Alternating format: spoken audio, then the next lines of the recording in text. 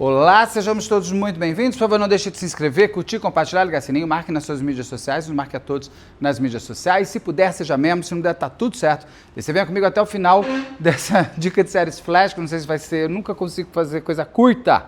Oh, meu Deus. Mas tem um quê do porquê que eu estou fazendo esta série agora. A gente está colocando isso em junho de 2025.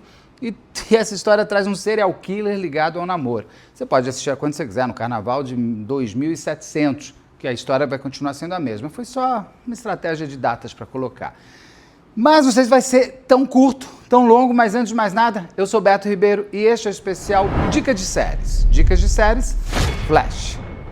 Que bem da verdade é um dica de filmes, né? E também um comentado, uma coisa ligada à outra. Eu gosto muito de quando são feitas produções através da ficção sobre true crime, coisas reais mesmo, como por exemplo o que o Ryan Murphy faz também no American Crime Story, ou então nas séries agora Monstros, né? Que ele está fazendo dos Irmãos Menendez, do Jeff Dahmer, que vem aí novas temporadas, novos monstros a serem exibidos. Quando você pega a realidade, você não distorce ela em absolutamente nada e você consegue criar um universo onde a gente se entrega aos personagens e se entende nos personagens de uma maneira até às vezes mais fácil e palatável, porque um bom roteiro de ficção faz a gente entender ainda melhor o que aconteceu na vida real. Eu vou falar aqui, tem um filme que é bem ficção, mas tem um outro que é baseado nesta história aqui. Não sei se é uma dica de série para assistir ou não assistir, mas a gente vai chegar lá na hora quando eu falar da produção, mas nós vamos falar sobre um serial killer americano chamado Rodney Alcala, ou o nome dele na vida real é Rodrigo Alcala Bucor. Esse Rodney, ele nasceu nos Estados Unidos e ele ficou muito ligado ao namoro, como serial killer de namoro, porque ele vai participar ao longo da sua carreira criminosa, até mesmo como uma forma de escárnio contra a sociedade, ele vai participar de um programa de namoro na TV. Sabe aqueles que o Silvio Santos fazia? Que também acho que o Márcio Garcia fazia, outros faziam, que é o Quer Namorar Comigo? Um dos pretendentes era esse Rodney. Um serial killer, cruel em todos os sentidos. Ele tinha o prazer do exercício do mal quase como um todo. Ele não tinha um único perfil de vítima, ele não tinha... o que ele tinha era uma forma de matar, só que uma forma assim, antes de eu te matar de verdade, eu permito que você sinta a morte, eu te ressuscito para você morrer de fato. Mas vamos entender aqui quem é o Rodney Alcala. Ele nasceu no dia 23 de agosto de 1943. Esse homem, ele vem de uma família de mexicanos, ele nasce nos Estados Unidos, no Texas, e ele tem todo aquele histórico sempre muito traumático e tudo mais, o que não justifica o fato de ele ter se tornado o que ele se tornou. Apenas mostra como que a equação da ausência total de humanidade dele foi, naquela personalidade comprovadamente antissocial, ou seja, um psicopata, com certeza virou fermento e ferramenta para ele se exercitar ainda mais. Ele vai com a família dele para o México, é abandonado pelo pai, com a mãe ele muda para Los Angeles. É super importante esse fato, porque ele vai, inclusive, entrar no universo artístico e ele era muito bom. Ele não era, artisticamente falando, ele era muito bem, muito bom. E ele tinha até intelectualmente uma parte cultural bastante elevada, com muitas referências do mundo das artes, do cinema, do teatro, da literatura. Ele gostava e ele usava, inclusive, isso para conquistar suas vítimas, para ele se tornar uma pessoa confiável. Mas esse homem parece também que ele teve abusos na parte da infância, não fica tão óbvio isso nas pesquisas que eu fiz, mas se deixa muito no ar essa possibilidade. Como ele era um psicopata laudado, ele mentia, porque todo psicopata mente como ferramenta, até como prazer de só ele saber a verdade. Então a gente fica sempre em dúvida quando você só tem uma história contada e a biografia dele é muito revelada por ele. Então, quanto que ele manipulou as informações até para ele sair de dodói e você não o enxergar do tamanho do monstro que ele é. Mas esse homem, ele segue ali por Los Angeles, ele vai fazer na universidade na UCLA, na Universidade de Los Angeles, ele se forma em Belas Artes, para você ter uma ideia.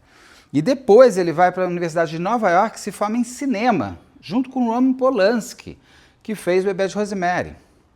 Então ele é um homem que se enfronhava muito bem ali socialmente, ele tinha uma verborragia, tanto que ele vai terminar nesse programa de namoro e quase matar aquela mulher que foi gravada durante ele ali, porque ele, além de ele ir para o programa de namoro, ele vai ganhar e ele vai ser escolhido por essa mulher. Mas até chegarmos no programa de namoro, que é em 1978, em 1960 ele entra no Exército. E lá no Exército, em 1964, ele tem um pânico qualquer, uma pane mental qualquer, que por conta disso ele acaba passando por um psiquiatra que saca, que percebe que ele tem a famosa personalidade antissocial, que ele é um psicopata. Por conta disso, por conta desse laudo, o Exército afasta ele, rompe, mas é um ponto importantíssimo. Se você já tem um homem que foi para o Exército fazer o quê? Né? Porque nos Estados Unidos, principalmente, você se alista para lá. Ele vai para o Exército para exercer a força, desenvolvimento de possibilidades de confronto, que o Exército o fortaleceu como um homem, como uma máquina de morte na qual ele vai se tornar. Primeira vez que a gente vai ter um registro de morte, ou um registro de violência, melhor dizendo, ligado a ele, é em 1968. Esse homem nasceu em 1943, ele tinha 25, 20, 43, 63, 24, 25 anos. Ele já era um homem formado. Eu sempre pergunto, aquela é a primeira vítima conhecida dele? Porque ele já tinha uma forma de agir. Ele estava em Hollywood, ali na área de Hollywood, e uma pessoa vê ele puxando uma menininha de 8 anos de idade, que foi a primeira vítima registrada dele, 1968. A polícia chega até essa casa, encontra essa menininha ali, que é a Terry... Cadê o nome dela?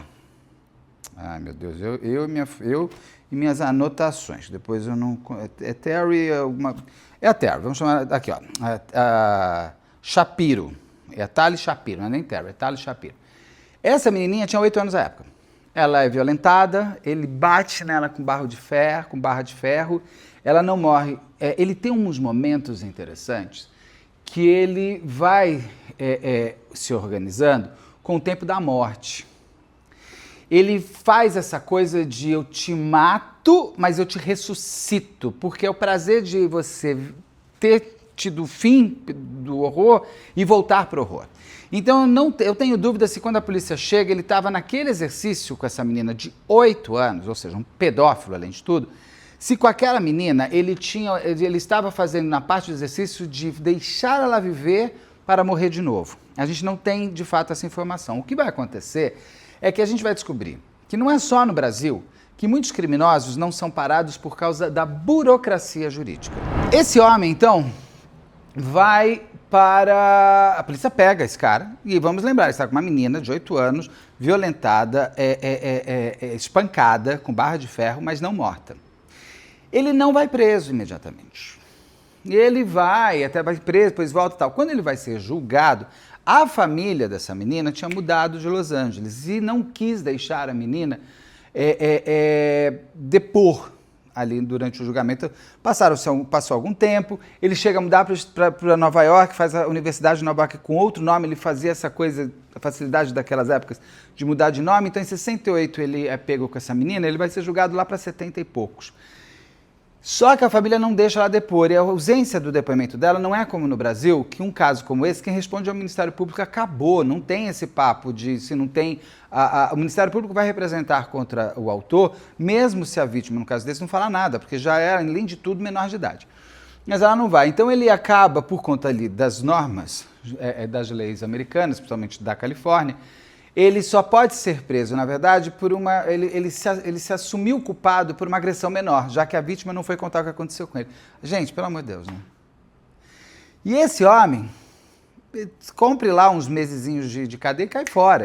Então, assim, ele só foi se exercitando na maldade, inclusive com a lei, para saber até onde ele ia e como se livrar de onde ele ia caindo. Ele, por conta da Faculdade de Belas Artes e também por conta da Faculdade de Cinema, ele começa a ter uma adoração por fotografia. Me lembra muito o Maníaco do Parque, porque ele se utiliza, mas no caso dele ele era um fotógrafo real, ele se utiliza daquela câmera e do fascínio que as pessoas, principalmente as mulheres, tinham à época por serem fotografadas para virarem modelos, para exercitar a sua ratoeira, para que assim ele conseguisse atrair essa mulher e também para que ele tivesse os seus troféus. Então ele conseguia achar pessoas pela rua e fotografar elas. E fazia um certo envolvimento mental, porque durante a fotografia, enquanto ele está te fotografando, ele está conversando com você e você vai entregando coisas da sua vida. E você chega a ser terapêutico, principalmente para pessoas que ele sacava que eram propícias a serem suas vítimas. Ele não chegava em qualquer uma, ele tinha uma coisa maníaco do parque também, de perceber pessoas que estavam mais mentalmente abertas a um carinho, a uma atenção, pessoas com uma autoestima um pouco mais problemáticas, até mesmo gays. Ele tinha também suas vítimas gays, porque eram pessoas, principalmente à época, mais enclausuradas, com mais medo de serem o que eram, crianças que são elementos muito mais fáceis de você pegar ou de você levar. Então ele exercia essa crueldade que ele vai começar a ter nas vítimas certas para ele e com essa câmera como fotógrafo. Ele chega a trabalhar no Los Angeles Times, que é um super jornal americano da Califórnia. No filme parece que ele é fotógrafo, mas ele parece que ele é tipógrafo. Mas ele se utilizava do crachá dele para confirmar para as pessoas que ele abordava que ele era de fato um fotógrafo. Então ele tem mais de 1000 fotos, mais de 1000 pessoas fotografadas por ele, e ele chegava inclusive a mostrar essas fotos para as pessoas. Fotos muitas vezes sexualmente explícitas, que ele dizia que ele tinha sido contratado para fazer aquela foto e inclusive aquilo era artístico. É a discussão. O que é e o que não é artístico. Ele tinha a categoria cultural para poder discutir esse tipo de coisa. Ele tinha referências em tudo que era cinema, TV, literatura e tudo mais. Então ele vai se organizando. Hoje, até hoje, você não sabe o número exato de pessoas que foram vítimas desse Rodney Alcala. Por quê? Mais do que você ter certeza que ele matou muita gente, você tem que provar. E ele foi muito Ted Bundy, assim. Ele foi por estados. Só para você ter uma ideia, tem comprovadamente crimes dele em 4 estados americanos, com certeza, 4. Só que ele viajava muito entre estados. E ele, com certeza, ele tem mais e mais pessoas que foram sendo deixadas, porque ele, inclusive, ele gostava de encontrar vítimas que tinham uma certa invisibilidade. Por exemplo, tinha uma mulher que ele encontra no estado tal que estava viajando com o namorado e aí ela fica grávida e o namorado larga ela. Então ela está numa profunda tristeza de abandono. Ele conseguia levar na lábia, a lábia maníaco do parque, vamos para uma área bem deserta para te fotografar, porque lá a luz é melhor, porque lá você vai ser mais enquadrada, lá não sei o que lá. E, inclusive, essa mulher grávida, ele, que é uma das vítimas comprovadas dele, ele leva ela para esse lugar deserto e ele, no filme até aparece isso, eu vou falar do filme daqui a pouco, ele vai numa constante de fotografar tal, e ele descobre que ela está totalmente entrada, está chorando, tal. Aí ele asfixia ela. E quando ele mata ela, ele faz respiração boca a boca para ela voltar a viver, para ela sofrer mais de novo. Ele gostava de ressuscitar as suas vítimas. E com certeza, isso aconteceu nela. Ela é encontrada morta depois. Ele foi, de fato, entre 1900 e... Cadê? Sem óculos a gente não enxerga. Entre 1977 e 1979, é que ele vai conseguir ser pego, daqui a pouco eu vou explicar como, por 5 assassinatos. Ele foi condenado, ele será condenado por 5 assassinatos. Ele mesmo se declara culpado só de 2. Só que nos Estados Unidos, exatamente por conta dessas fotos, até hoje em dia, ele é apontado por vítimas que se descobriram Por exemplo, eu vejo um álbum e descubro que a minha irmã, que sumiu em 1977, está nesse álbum. E aí ele também é julgado e condenado. Com detalhe, né? Esse cara já morreu. Super spoiler da morte dele, mas ainda ele tem muita coisa em vida. Ele vai num caminho já sem volta. Ele primeiro mata ele pega essa menininha em 68, nada acontece com ele, ele consegue cair fora. Ele vai matar uma comissária de bordo em Nova York e nada vai acontecer com ele. Ele vai matar uma outra mulher e nada vai acontecer com ele, em mortes muito bárbaras e brutais. Vai ter coisas de crianças, que ele vai pegar crianças pelo caminho, só que algumas das vítimas ele não consegue dar cabo final. E uma delas, que ele vai encontrar pelo seu caminho, que vai definir o que ele vai acontecer, é uma menina adolescente que está em Los Angeles. E é uma menina que está fugindo de casa, tá, sei lá, aquelas coisas que a pessoa com adolescente ainda acha que vai viver o mundo da fantasia, e cai em Los Angeles. A menina estava cheia de problemas, parece uma menina muito bonita. E ele a encontra perambulando pela rua. E ele vai na conversa com ela. E ele consegue levar ela até esse ponto, até esse lugar desértico ali perto da Califórnia, que ele consegue ter, nesse momento, o fascínio por ela. Porque ela faz ele se fascinar por ele. Isso é muito interessante, porque ela consegue, ligou uma parte nela muito inteligente, que eu já vi isso acontecendo só no Maníaco do Parque do Mato Grosso do Sul, que a delegada me conta, que teve uma vítima que, quando foi ser abusada por ele, ela o enfrenta no prazer sexual, e aí ele cai fora. E essa garota teve, ela vai com ele até esse lugar, ele fotografa ela, tal, não sei o que lá, blá, blá, blá, e quando ele vai chegar às vias de fato, ele apaga essa garota. Ele apaga, a gente não sabe se ela chega a morrer asfixiada e ele a ressuscita.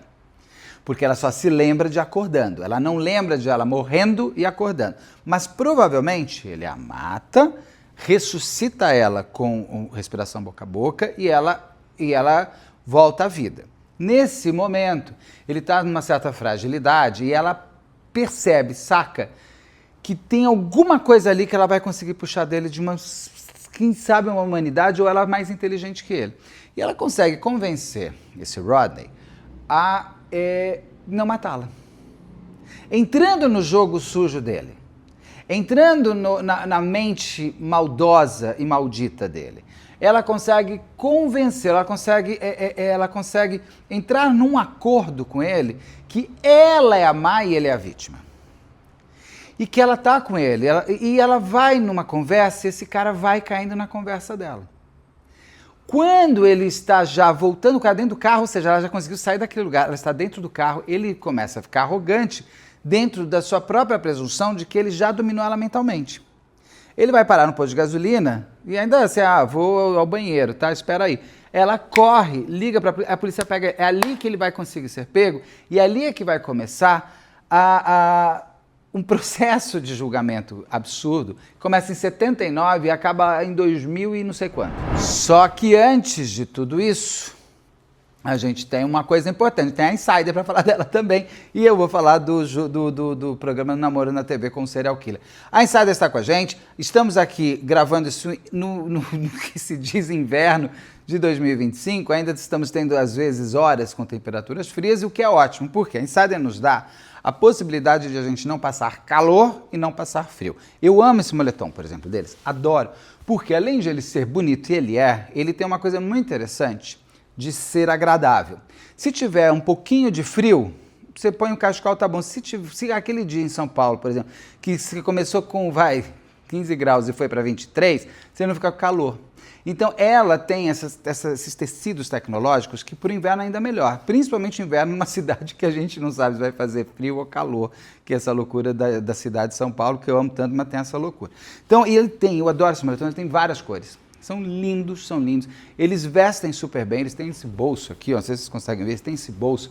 Eles têm um caimento, ele é agradável de estar. Tem até um capuzinho aqui que você pode usar se cair um pouquinho de chuva. E é muito legal. E usando o cupom BETO, você tem 15% de desconto.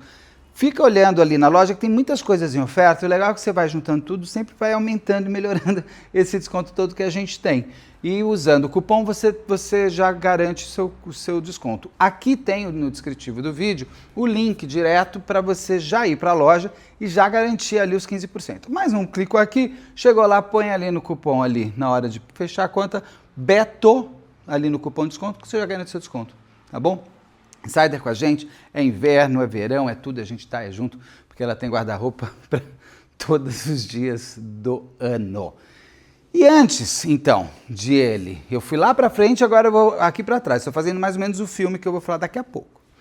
Tem uma coisa absurda que acontece, onde cria-se, em cima desse Rodney Alcala, esse magnetismo. Ele tem a cara de pau, em 1978, de fazer parte do casting de homens que lutam por uma mulher, vamos chamar assim, que seria o namoro na TV deles. Ele, inclusive, ele passou a ser considerado como The Date Game Killer, o assassino do programa Namoros na TV, ou seja, o namorado serial killer. Por quê? Não se sabia, ninguém sabia, o que mostra os problemas, às vezes, da gente conseguir fazer checagem geral de tudo. Esse cara, vamos lembrar, em 68 ele já tinha sido lá... Só estou te falando de 1978, 10 anos antes ele já tinha passagem pela menina de 8 anos, ele já tinha passagem por uma outra, então uma checagem da capivara, como se chama, não seria difícil de descobrir, mas ele também mudava muito de nome. Apesar de que tem aqui no YouTube, inclusive, o vídeo dele. Tem o vídeo dele ali. No YouTube tem, você consegue ver o vídeo real da coisa. Eu vou ver como é que eu ponho o descritivo, senão é só você buscar no YouTube que você encontra. Ele fala o nome dele, ele fala Rodney Alcala, ele não fala Rodrigo Alcala, mas ele já tem coisas com esse nome, porque ele vai mudando de nome e vai se passando. E eles ainda apresentam ele como um super fotógrafo e um homem que adorava paraquedismo e não sei o que mais, e ainda mostra ele assim. E nesse programa você tem uma mulher sozinha e outros 3 homens para ela escolher, sendo que ninguém vê ninguém, só os 3 homens estão juntos e ela está aqui, mas os 3 não a veem e ela não vê os 3. Inclusive, durante esses 3 aqui, isso é real, tá no filme, é real, tem um cara, tem uma disputa ali de macho para ver quem vai ficar com a mulher, e um dos caras que estava se achando maior gostosão, e era mais bonitão mesmo, o Rodney ainda fala coisas para ele, ele avisa, eu vou te matar. É uma coisa impressionante. Ele dá uma foto de uma menina morta, porque ele gostava também de tirar foto das suas vítimas mortas. É o seu grande troféu. O cara fica assustado até, e ele come de verdade a foto, ele enlouquece esse segundo candidato e se diverte, porque ele não tem como provar nada do que ele vai falar. E ele fica super angustiado. Só que como ele é um bom de um sedutor, e ele é um cara culturalmente grande, ele encanta até essa mulher que é verdade, o nome dela é Sherry Bradshaw, tem o mesmo sobrenome da Carrie Bradshaw do Sex and the City. A Sherry Bradshaw, ela é a participante, era uma aspirante atriz em Hollywood, uma mulher de Nova York, que não estava conseguindo grandes papéis e foi participar desse date game aí para aparecer. E lá ela vai acabar escolhendo o Rodney, o serial killer como namorado. Só que era um game, era uma brincadeira, acabou. Ninguém vai sair ali casado nem pondo aliança no dedo de ninguém. Se os 2 quiserem se conhecer, se conheçam, senão, tchau. A produção não tinha essa necessidade de acompanhar. No filme aparece até uma mulher que reconhece ele como sendo o assassino da amiga dela, ela tenta fazer alguma coisa e não consegue. Não sei se isso é real ou se isso foi colocado nesse filme. Agora, a Sherry é real. E quando acaba o programa, ele vai atrás dela. Porque ele tinha uma coisa de essa mulher eu tenho que matar. Só que ela era mais safo e ela não estava ali encantada por ele. Ela tinha que escolher entre os 3. Se ela pudesse, talvez ela não escolheria nenhum. E ele vai atrás dela, ele persegue ela no estacionamento, ela corre. Essa mulher não gosta nem de falar dessa história. Tudo isso é verdade, tudo isso é real. Ela foge, ela muda depois, no dia seguinte, de Los Angeles para Nova York e some. Ela não deve nem ter Instagram mais, essa senhora. Então, essa história realmente aconteceu. Então, ele é um cara de pau que ele ainda vai num programa de namoro na TV para ser escolhido pela sua próxima vítima. Ele se frustrou claro, com isso, mas não parou. É aí que ele vai atrás dessa adolescente, que eu contei que vai ser o estopim das coisas todas para ele ser pego. Mas quando ele é pego pela polícia, e a polícia já tinha, inclusive, um retrato falado dele, com vários outros casos que foram acontecendo ao longo dos anos nos Estados Unidos, eles conseguem pegar, por exemplo, uma menina de 12 anos, que ele, em 1979, quando ele vai ser pego, porque vamos lá, o programa é de 78. Em 79, que ele vai ser pego por uma outra, já preso e tal, já tinham descoberto uma menina que tinha morrido e eles já tinham achado uns brincos dessa menina num armário dele, que é através da mãe dele, que vão descobrir e tal. Só que ele vem dizer que esses brincos são dele, porque ele estava, inclusive, com esse brinco no programa do Namoro na TV, dizendo que ele ficava com vergonha de usar porque socialmente não era aceito ainda brinco em homem. Nada, o brinco era da vítima dele. E ele usava ainda como brinco. É né? Agora, em 79, quando ele vai começar a ser julgado, ele foi julgado no total. Eu vi 6 mulheres e uma menina, eu vi 5 mulheres e uma menina. O fato é o seguinte, ele foi julgado totalmente terminado por 5 assassinatos e ele chegou a se declarar culpado de 2. Só que ele vai enrolar dentro da própria, de novo, burocracia jurídica para ele nunca ser condenado. Então esse julgamento começa em 79, gente, e ele vai terminar, pelo que eu entendi, só pode ser em 2010. Uma coisa absurda, você acredita que durante o julgamento desse Rodney, ele resolveu ser o seu próprio advogado de defesa. E durante todo o júri, ele ficava fazendo as perguntas e ele fazia as respostas. Ou seja, o único diálogo que existia era ele com ele mesmo. No mínimo risível, mas que nos Estados Unidos é permitido. Ele ficou preso, ele estava preso. Mas ele consegue ser julgado e ele consegue anular o júri porque por motivos mais imbecis que existem. Um dos motivos que ele teve que ser anulado é porque usaram no júri o caso da menina de 8 anos. Eles não podiam usar o caso da menina de 8 anos. O passado, não só... o passado te condena sim. Por conta de terem usado o passado dele nesse julgamento, que era sobre 5 mortes, mas não podia falar da menina de 68, é anulado. Depois é anulado porque uma outra prova que ele consegue ir anulando. E era sempre com pena de morte. Em 2010 acabou essa história toda, ele foi julgado finalmente, foi condenado à morte. Então, se você foi condenado à morte, você fica na cadeia até morrer. Né? Até ir para aquelas... Cada estado tem uma forma de fazer penas de morte. Só que ele, em 2021, ele morre por causas naturais. Morreu por causas naturais, não teve a sentença dada. Morreu em 2021, no dia 24 de julho de 2021, pouco antes lá de fazer aniversário. Ele fazia aniversário dia 23 de agosto. E morreu lá dentro da cadeia. Ele foi condenado 3 vezes a pena de morte e 2 ele conseguiu anular. Imagina que absurdo isso. E ele teve também, se eu estou vendo aqui, uma outra coisa... E essas fotos até hoje estão sendo... Ele foi julgado de novo depois, em 2013, em 2016 ele foi julgado novamente. Tudo por outros crimes que foram sendo descobertos através do cold case que eles têm ali nos Estados Unidos, de irem atrás daquelas fotos que foram encontradas com ele. Então, em 2016, para vocês terem uma ideia, ele foi julgado também, condenado a pena de morte de novo, por uma menina que sumiu em 1977. Porque alguém viu essa foto, reconheceu como sendo da irmã e essa menina tinha desaparecido claramente no dia da foto. Então ele ainda conseguiu ter mais uma condenação já muito próximo da morte dele, porque isso é 2016 ele morre em 2021. Então esse é o caso do serial killer da TV. Seu namorado serial killer do Namoro na TV. É uma coisa assim, né? Que deu agora origem a um filme chamado A Garota da Vez. Por que chama A Garota da Vez? Porque é a garota da vez do programa de namoro. É assim que tem. Então, a gente vai acompanhar nesse filme, que está no Prime Video, que eu particularmente achei um filme, assim, assista se você quiser muito, num domingo com chuva às 4 da tarde sem fazer nada. Não ponha ele em prioridade. É um filme que podia ser tudo, mas é um filme ruim em todos os sentidos. Ele não te convence.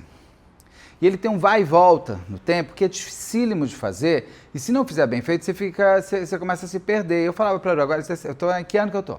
E assim, é 77, 78, 79. Não é assim, 67, 94, que você tem uma diferença maior. É um ano atrás do outro. Se eles tivessem feito esse filme numa ordem cronológica, talvez ele tivesse sido mais agradável de ser assistido.